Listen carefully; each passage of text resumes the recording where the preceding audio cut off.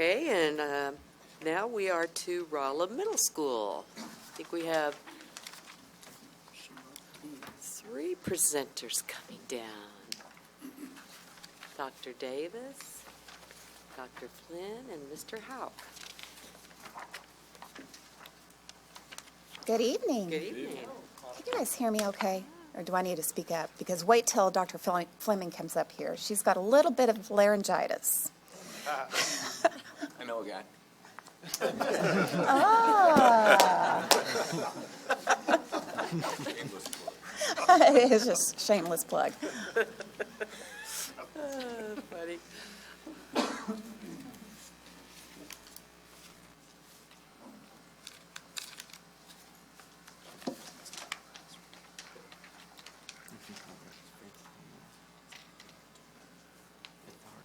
There we go.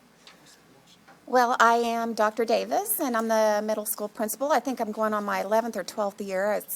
It's been a whirlwind, and it hasn't seemed like it's been that long, that's for sure. Lots of changes with staff and students, but really I'm pretty pleased with how things are progressing, especially since we did the transition into 4th, 5th, and 6th grade last year. So. Wanted to start off with Goal 1. RMS will explore and foster community involvement. I think most of you, if you've known me, that's always been a pretty big goal for me. I believe in engaging the community as much as possible, and we are honored and privileged. I think I'm going to have to go back to the very beginning. There you go. Because we formed our PTO for the first time last year. When we went into adopting the 4th grade over to RMS, we did not have a PTO. We had a parent advisory committee, and that really wasn't as well attended as I wanted. Maybe 4 or 5 parents at the time. But we have a pretty big PTO right now, and actually, without reining in on their parade, we've tripled that this year. So I was pretty proud of our group of parents, and we have a lot of teachers also attending those groups. The parents, the form of communication that we have with parents also changed a little bit because, as all the elementary principals tell you, we've kind of adopted dojo as well. I didn't know what dojo meant. I didn't even know what it was. But boy, are we getting a response from them. It started, all the 4th grade teachers used dojo. 5th grade, we're slowly getting there. 6th grade, slowly getting there. So we're adopting that form of communication. Now, I am very, very honored to say that I have a techie on our team. Mr. Hauk loves Twitter, and I like Facebook. So PTO has a great Facebook for the middle school. I get on that one. I'm not the best at Twitter, but we've kind of incorporated a little more social media into our communication. And of course, we've always done the newsletters and website and things like that. But we like to highlight a lot of stuff that our kids are doing. And yes, I agree, data is great, but some of these things that we like to share too are not always data-driven, and just sometimes it's a little not measurable, but we do a lot of great things with that part of it.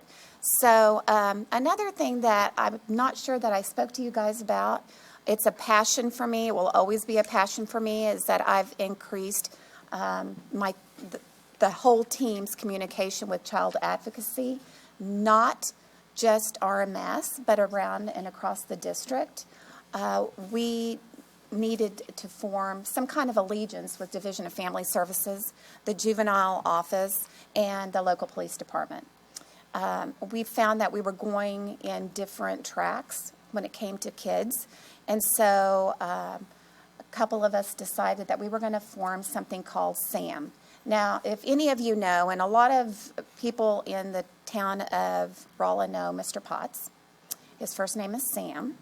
So the acronym SAM came from Mr. Potts, and it's a student assessment meetings, and we actually get to discuss individual cases that we feel may need extra attention, may be mishandled, maybe we've got a breakdown of communication. So what we do is we meet quarterly with not just the middle school, but all of the schools in our district. The counselor and the principals are invited to come to discuss certain situations or concerns that we have about children and their families. We get to break it down a little bit, and we get more bang for our buck, because then everybody's there to discuss these things. And I don't think that we can do any learning. These kids cannot learn unless they feel safe in their home or at school. So I have taken it upon myself to kind of get this going, but I'm telling you, I couldn't do it without the help and support that the principals and the counselors from around our district have given this. And so we're going to continue to do that. That's something that we are also expecting Steve Coursey from Jeff City to come down and meet with all of us to discuss. He's the new director of Division of Family Services. He plans on coming down and discussing some options, maybe some ideas that we can have in order to best service these kids. So I can go on and on and on about this because it's something that's dear to my heart. But our staff has really gotten around this and want to hear updates every now and then about these kids. So let's go on to Goal 2. RMS will focus on improving student performance in math, ELA, and science while continuing to maintain high expectations in all subject areas. Fourth grade came over, and we had 14 teachers last year. So it was a great concept that we have a little bit of the elementary mindset, but we're a middle school. So we decided to go ahead and place them into teams of 2. For fourth grade, we have teams of 2 for fifth grade, and then it kind of blossoms into a more of a team of 3, sixth grade, so that it continues to develop into the junior high mindset. We gradually try to get them there. Fourth grade teachers have really enjoyed that because they're teaching subjects that they're really passionate about. We also created their own professional development goals based on what they wanted to grow in. So during their evaluation time, we do a professional development meeting. Before that, we discuss what they want personally, and we develop their goals based on what their evaluations and what their feedback on what they believe they need to address. 60% of our students received proficient advanced on the math map this past year. Of course, as it was stated, we haven't received our math map yet for either math or ELA or science, and probably won't until about December, and then we're going to be able to come up with a cut score. But until then, we just don't know. It's going to look a little bit different, so we're kind of starting from scratch a little bit, but 70% of our students were at the proficient advanced level for ELA. So those are high numbers, but of course we always continue to want to increase those. Oh, the good old attendance. So I'm going to stick with the 90% of the students will be there 90% of the time, as you can see. And I went ahead and put in 3 years' worth. We're right at 92%. So I'm making it a real goal, and we're going to go ahead and keep a 93%. That's going to be our goal for the next year. If this flu epidemic and everything else that's going through, Dr. Creedy will probably be able to tell us that later. But last year also, so. You did. See, 93, guys, 93. We're just about there. So we just fluctuate just a tiny bit from beginning to end on those 3 years. And then RMS will enhance instruction through the use of technology. I am proud to say that 4th and 5th grade, every teacher has a Chromebook. And then every 6th grade team has Chromebooks or iPads or iPads. So my goal is, because I put ongoing on that, and with the help of the tech department and their advice, We want to go ahead and make sure that we are also offering the same services to exploratory teachers and special ed. So most of our special ed classes have devices for their kiddos, but we want to make sure that every child in special ed has an iPad or a Chromebook. So that's going to be a plan that we are budgeting for. We implemented Project Lead the Way a long time ago with the help of Jessica Zink, who just was a go-getter with MS&T, and she kind of corresponded that, led it, and then got a bunch of our teachers to be trainers for other school districts, not only our own, several. I can't even name how many people that we've trained with PLTW, but I'm happy to say that our district has really wrapped itself around that. So we've met that, and it's building wide now, 4th, 5th, and 6th. Now, no, I'm not getting ready to introduce you to Kathleen Turner, but Dr. Gwen Flemming, our new assistant intern, will be presenting the next part.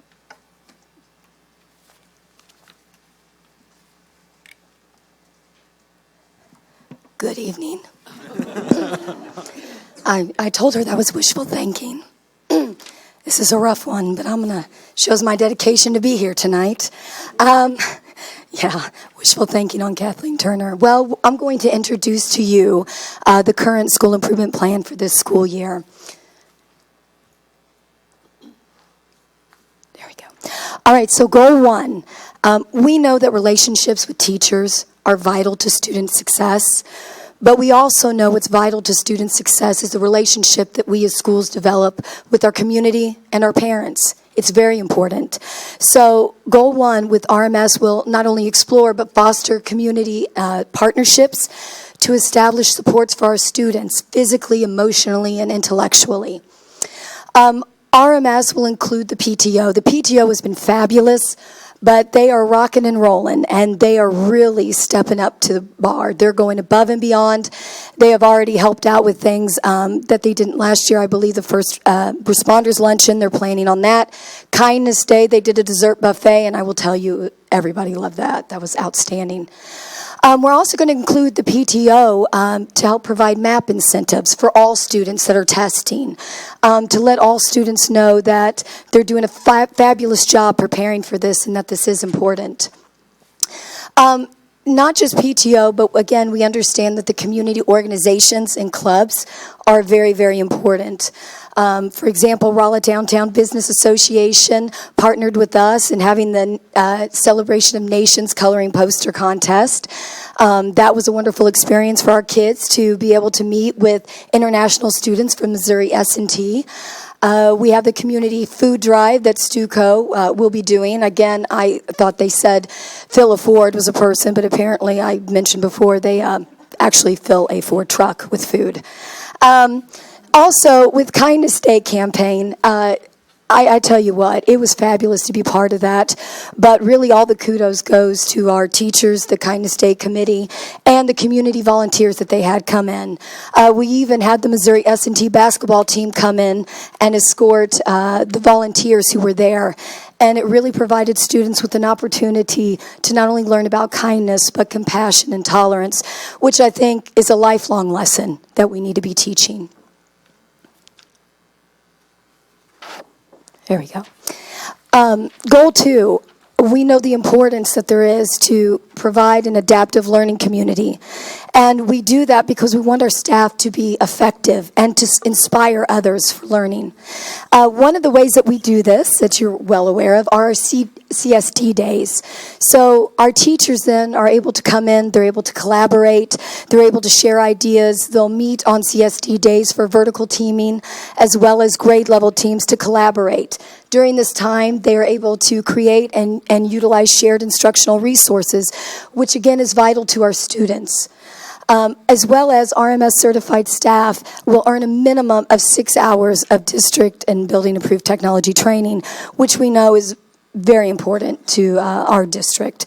But I will say that I can attest to seeing our RMS educators, they go above and beyond this minimum 6 hours. They do outstanding work, so we're very proud of them. And some of the things that they do will be I Teach, Focus, and of course, all the Google certification that we have there. So now I'm going to stop you from listening to this, and I'm going to turn it over to Mr. Hauk, who will present the rest of it.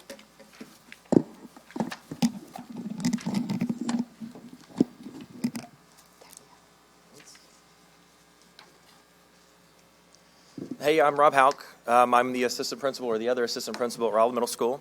And just as we continue to learn and grow at RMS, we continue to look at it always. So I'm going to take on a couple of areas, but what I have learned in my 2 years at Rolla Middle School is just that we are constantly evaluating ourselves, students, teachers, community members. We're constantly taking feedback and looking at how we can continue to grow. So first area that we're going to look at is enhancing instruction through the use of the technology. And we will use RTI, response to intervention. I know we have our own RTI here in Rolla, but intervention time at Rolla Middle School is really protected time that we look at how we can help students where they're at and help them grow in areas that we see that they need growth and they can find themselves. Parents can communicate that with us. And so we provide pride time, is what we call it, 3 times a week for 25 minutes where students can grow in areas that they need. And this can come in a variety of areas. Right now our major focus is the new NWEA map testing. Mr. Hounsom's talked about that a little bit.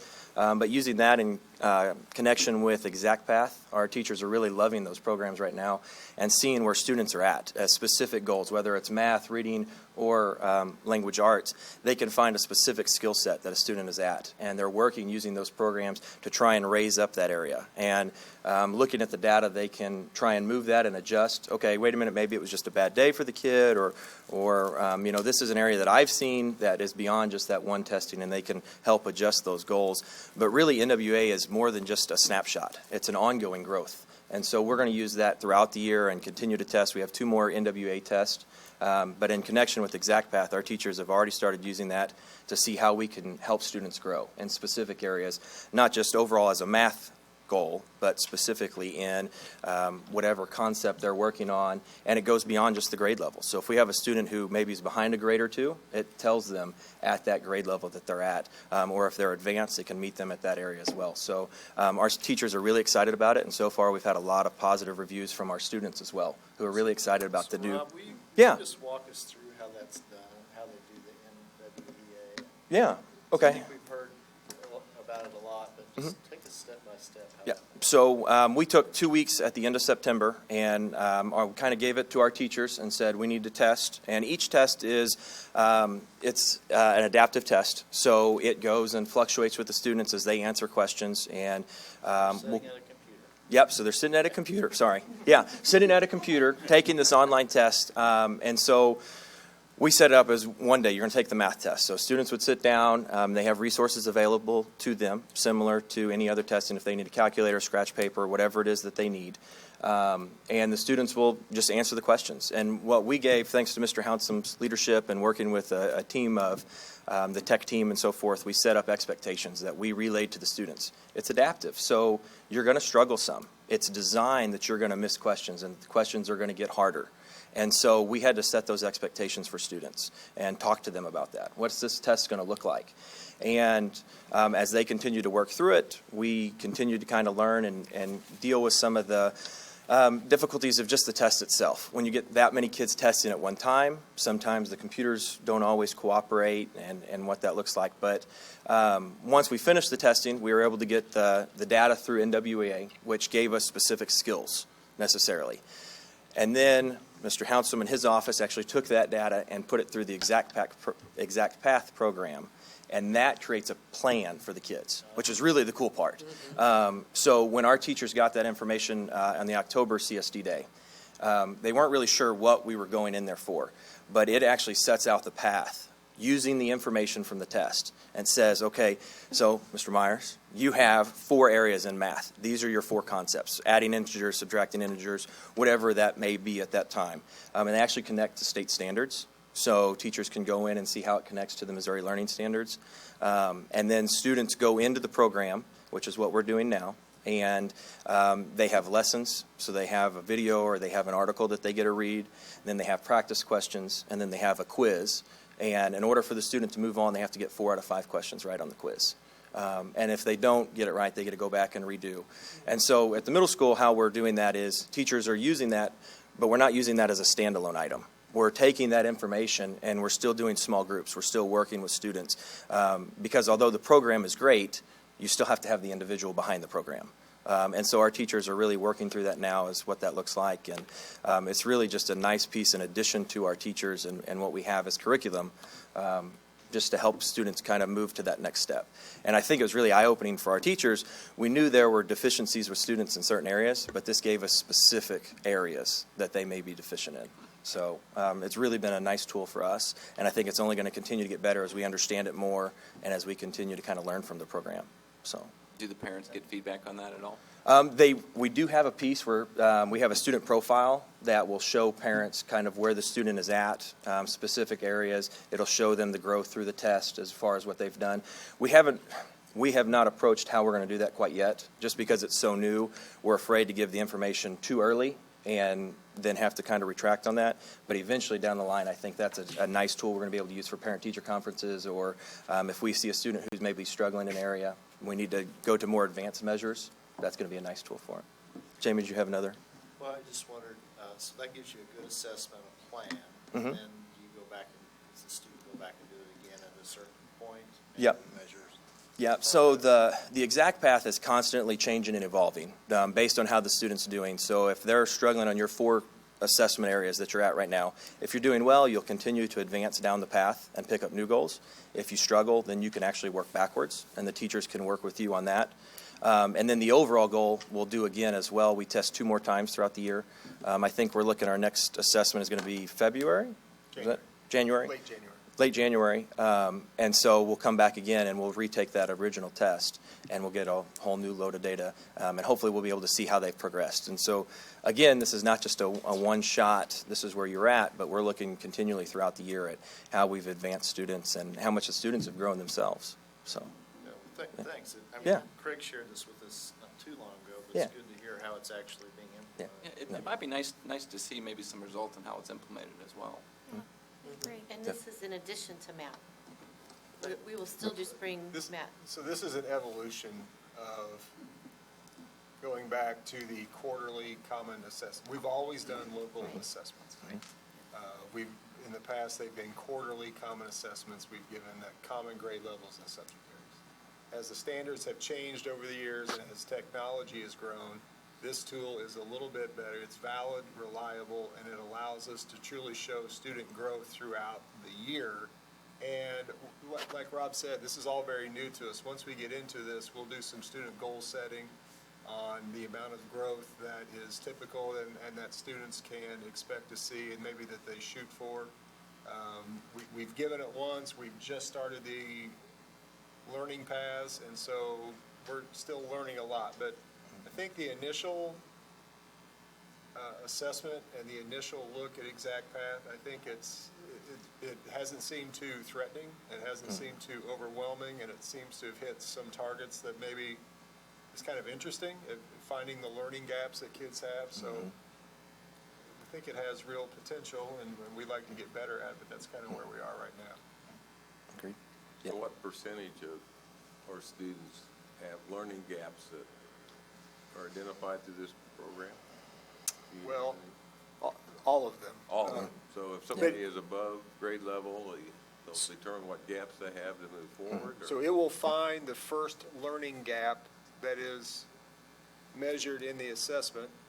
If I'm at 8th grade, if I'm a 7th grade student, I may have a learning gap in a 5th grade math topic, or my first learning gap may not show up until I get to a 9th grade math topic for more advanced students. So on all the sub-areas of each subject area, it will identify the first learning gap that's identified. Could be above grade level, could be below. But it will find it for every kid and assign them lessons at that level. Okay. So if you have a child that it comes in and shows a 2-year, maybe that they're behind in a particular area, is it feasible to say that by the end of the school year, they'd be able to overcome that gap and be at the grade level? So that gets very much into less the use of this tool. This tool is not, This tool is designed to remediate some of the learning gaps, but if you're talking about a child who's 2 years behind, that's going to be more small group work with the teacher. That's going to be more individualized lessons within the classroom, some of that. The tool is helpful, but that would be a more,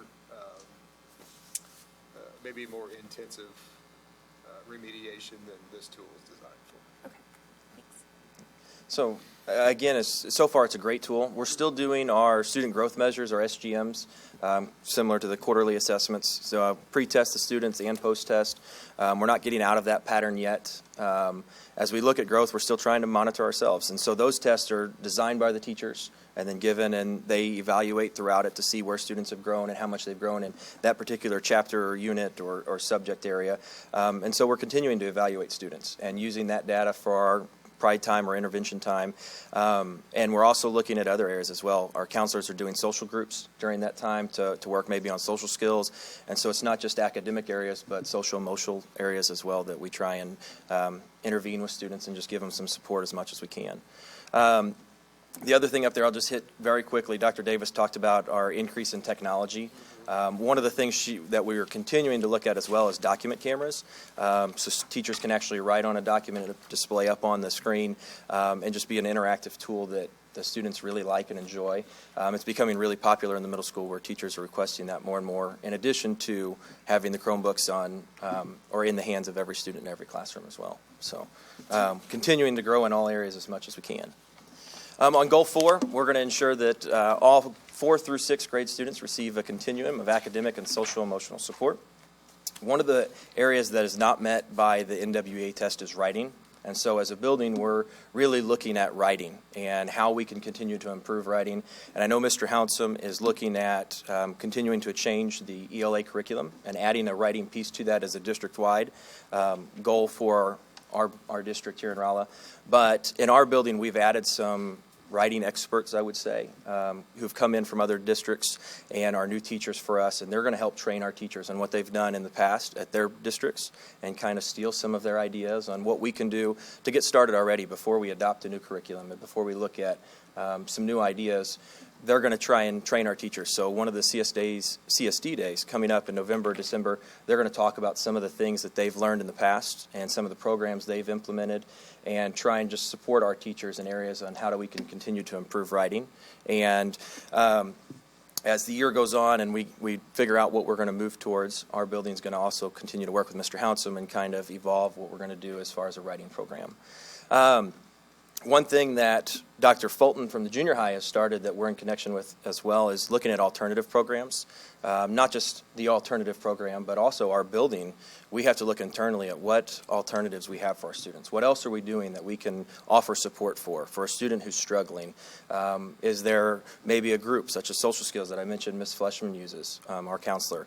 Or maybe it's another area of students who get in trouble. Last year, surveyed teachers and looked at our discipline data. We have 32 students who were routinely in the office. And so we're looking at, in connection with S&T's men's basketball program, creating what we're going to call a lead group, learning expectations and attitudes differently, and working on social emotional skills with them, using a mentor who comes in and just talks to those students about some of the difficulties that they may face, challenges that they're going to see, and how they can possibly overcome that. So really looking forward to that partnership and finalizing those details and how they can help our students and trying to get other mentors into the program and how we can help students who we see maybe have areas that just need some assistance in one way or another. And then, of course, as we get MAP data and as we look at creating the new MAP test, we're going to have a new baseline that's going to come from that. The test is going to be different, and once we get new scores and new information, we're going to be designing what our goals are going to be based off of that. So all of those things are going to continue to kind of be our focus and how we can continue to improve. And last but definitely not least, just focusing on us as administrators. Dr. Davis is a wonderful mentor for Dr. Flemming and I. I'm only in my second year as an administrator, Dr. Flemming in her first, and so she's really taken us under her wing and helped kind of cultivate us as leaders and kind of get us going in the right track. Another area that she has highly promoted is the Missouri Leadership Development System, done by the RPDC, which is professional development in our area, and John Edgar is the main mentor over there, a name you guys are probably familiar with. But he has come in and he provides training for new administrators, and it goes all the way up through year 7 now. I'm in my second year, Dr. Flemming in her first, but he not only pulls us out and does training just on what it means to be an administrator, how you kind of continue to learn and evolve. It's a great connection where we meet other administrators who are in similar programs, but he also comes into our building, and we're fortunate in Rolla Middle School he uses it quite often to train administrators. So they were in our building on Monday where we go in, we evaluate teachers, and just continue to learn and talk about what evaluations look like, how we can help students grow, and he provides a lot of just details into how we can continue to grow as administrators. So that's a good program for us that I'm a big fan of, and I know Dr. Flemming is as well. And of course, we also look at different conferences and things like that we can continue to grow and learn from as administrators. Dr. Davis is a big supporter for us to get out and learn from others. And so I recently presented at a Google conference in St. Louis a couple of weeks ago, and I know she has presented at S&T and as a professor there as well. And we continue to just look at, as administrators, how we can grow and continue to improve ourselves for not just our staff, but our students and community, and hopefully continue to make RMS the best school that it can be. So, Dr. Davis, if you'd like to finish us off. Well, my job is easy because I have rock stars. So I do welcome any of you and all of you to come in and just go through our building, get to know our teachers, get to know Dr. Flemming and Mr. Hauk because they're amazing. So do you have any questions for us? Okay. Okay. Okay, Thank great you job. so very Thank much. you. Thank you.